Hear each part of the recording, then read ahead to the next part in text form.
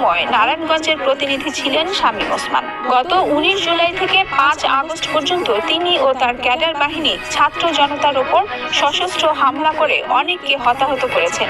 তাই সরকার পতনের পর থেকেই তাকে পালাতে হয়েছে। অন্যদিকে ডক্টর আইভী আওয়ামী লীগ করলেও কখনো কারো ওপর হামলা করেনি, ক্ষমতার প্রভাব খাটাননি। তাই এখনো তিনি নারায়ণগঞ্জে অবস্থান করতে পারছেন। এ প্রসঙ্গে স্নেহা হায়াৎ আইভী বলেন, যদি নগরবাসীর জন্য, মানুষের জন্য ভালো কিছু করে থাকি তাহলে তার সুফল ভোগ করব।